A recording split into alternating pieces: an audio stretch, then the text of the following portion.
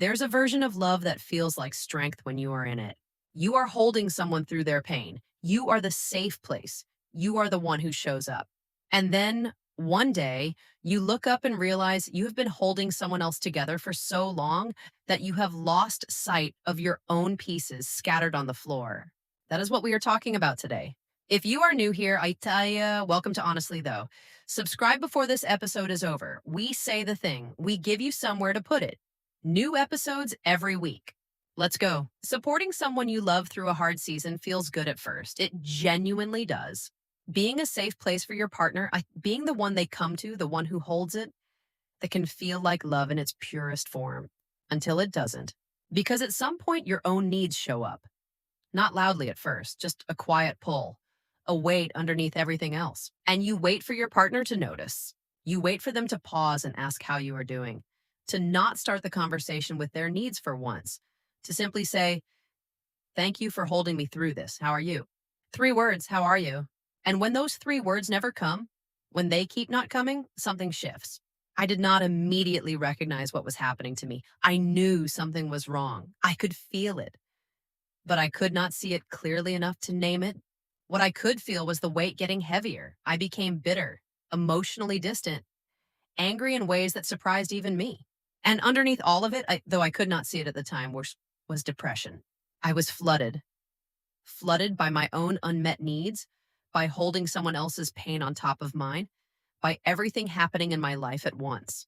And I was expressing my pain badly, not clearly, not directly, which gave my husband language to respond by pulling further away. Here is the thing nobody tells you about being the strong one in a marriage. There is a line between supporting your husband and absorbing his pain. And that line is so easy to miss because crossing it feels like love. You cross it quietly, one unacknowledged need at a time, one conversation that starts with him and ends before it ever gets to you. By the time most women realize they have crossed it, they are standing on the other side wondering how they got so far from themselves. Let me say something clearly that most marriage content will never say to you. You cannot fix anything for your husband. You cannot heal what is his to heal. You can love him. You can support him. But you cannot do his internal work for him, and you were never supposed to. And here is the equally hard part. You have to set limits on your own emotional capacity without guilt. That might sound like this. I cannot focus on your pain every single day. There has to be space for mine too. I respect what you are carrying, but what I am carrying needs space as well. If we cannot find balance between both of our needs, we need to rethink how we support each other. That is not an ultimatum. That is a boundary, and it is one most women wait too long to say. Now, let me tell you what emotional abandonment actually looks like inside a marriage.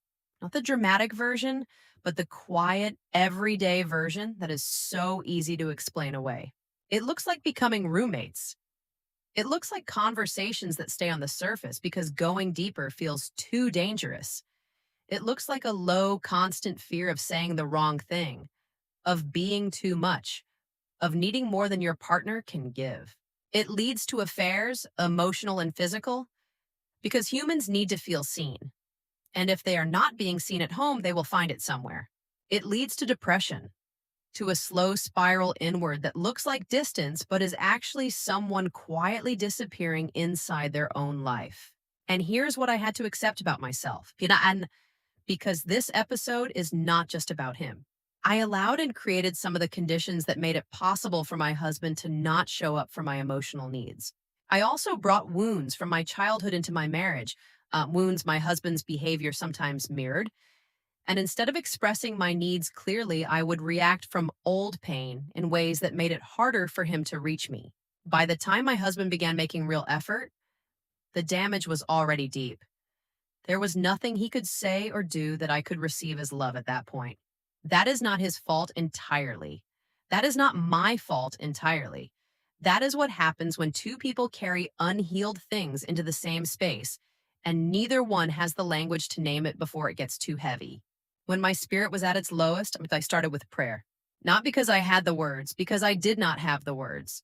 I used AI to write prayers for me when my own language had run out. I used it to create personal Bible studies around what I was feeling. My mental health, my grief, my confusion about what I was even holding. Then, when we entered marriage counseling, I used AI to process what happened between sessions. Our counselor gave us books and videos and strategies. I would ask AI to summarize them and give me practical examples based on my specific context.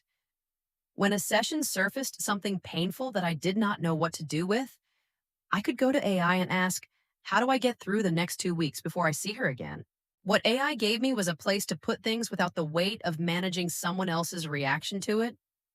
No judgment, no taking sides, no growing tired of the story, no family member who would hold it against my husband forever. Just a space where I could say exactly what I was feeling and ask for exactly what I needed next. It kept me sane during one of the hardest seasons of my life. And if you are in it right now, if you're carrying something you cannot say out loud, here's exactly how I would start. Open your AI tool and say, I need to vent. I am going to share everything as an emotional release. I do not want advice yet. I just need to get it out. When I am done, I will say, that is everything. Get it out first, all of it, then ask for what you need. If you want 50 prompts built specifically for women navigating marriage, self-reclamation, and finding themselves again, the link is in the description. It is free. Go get it. Before you ask anything of your husband, ask yourself this first. Have I clearly and directly expressed what I need from him? Not through frustration, not through distance, not through the version of me that has already given up on being heard, but plainly, calmly, specifically, because most women in this dynamic have expressed their needs, but not always in a way that could be received. That is not entirely your fault, but it is worth being honest about. Second, protect your emotional space this week, not to punish him, not to fix the marriage, just to protect yourself. That might look like 20 minutes a day that belongs entirely to you. A journal, a walk, a conversation with AI where you say everything you are not saying out loud. It might look like telling him plainly, I need you to ask me how I'm doing before we talk about what you are going through. Simple, direct, not a fight, just a request. Third, ask yourself honestly what loving your husband well while keeping yourself whole actually requires from you today. Not in theory. Today, because it is possible, it is not easy, but it is possible. It requires knowing where you end and he begins. It requires language for your needs. Real language said out loud, said early, before the silence becomes a wall. It requires understanding that his healing is his work. Your healing is yours. And the marriage lives in the space where two people are each doing their own work and choosing each other anyway. That is not a fairy tale. That is a decision made daily, on purpose. That is honestly, though, for today. We said the thing. We held the mirror on him and on ourselves, and we gave you somewhere to put it. If you recognized yourself in this episode, share it with the woman who needed to hear it but has not said it out loud yet. Subscribe if you are not already. New episode every week. We will see you then.